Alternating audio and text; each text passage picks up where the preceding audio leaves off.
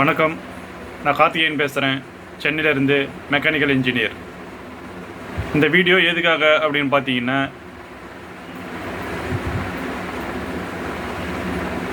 நீலகிரி மலை, ஊட்டி மற்றும் கொடைக்கானல் மற்றும் ஏலகிரி, ஏற்காடு இந்த மலைகளில் பார்த்தீங்கன்னா மழை காலத்தில் பாறைகள் உருண்டு விழுந்து சாலையில் வாகனம் போவதை தடுக்கிறது. ரோட்டில் விழுந்துருக்குது பாறைகள். அந்த பாறை விழுறதை எப்படி தவிர்க்கலாம், அதுக்காகத்தான் இந்த வீடியோ. எப்படி தவிர்க்கலாம் அப்படின்னு பார்த்தீங்கன்னா, இந்த ரோட்டு பக்கத்தில் இல்லை மலையை சுற்றி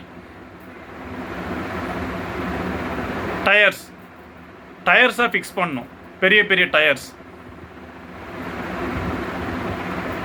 இந்த வெஹிக்கிள்லாம் பார்த்தீங்கன்னா ஆஃப் ஹைவே வெஹிக்கிள்னு சொல்லுவாங்க. இந்த சுரங்கம் அந்த மாதிரி இடத்துல வண்டி வெஹிக்கிள்ஸ் யூஸ் பண்ணுவாங்க. அதனுடைய டயர்ஸ்லாம் பார்த்தீங்கன்னா ரொம்ப பெருசாக இருக்கும். அந்த டயர்ஸை மலையை சுற்றி நம்ம ஃபிக்ஸ் பண்ணிடணும். அந்த மாதிரி ஃபிக்ஸ் பண்ணிட்டோம்னா பாறைகள் உருண்டு சாலையில் விழுறத குறைக்கலாம்.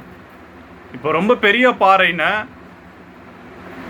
அந்த டயரையே மீறி ரோட்டில் விழுந்துடும்.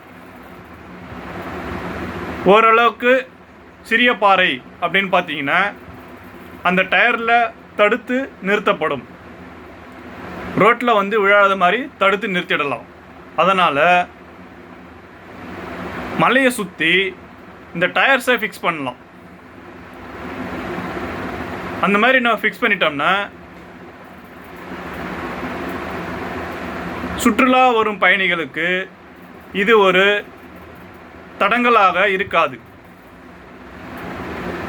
சிரமம் வண்டியில் கார், பஸ் இந்த மாதிரி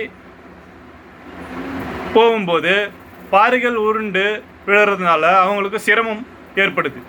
அதை தவிர்க்கிறதுக்காகத்தான் இந்த டயர்ஸை மலையை சுற்றி நம்ம ஃபிக்ஸ் பண்ணிட்டோம்.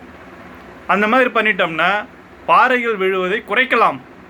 சின்ன பாறையை அட்லீஸ்ட் நம்ம ரோட்டில் விழுறதை தவிர்க்கலாம். ரொம்ப பெரிய பாறைன்னா கொஞ்சம் கஷ்டம்.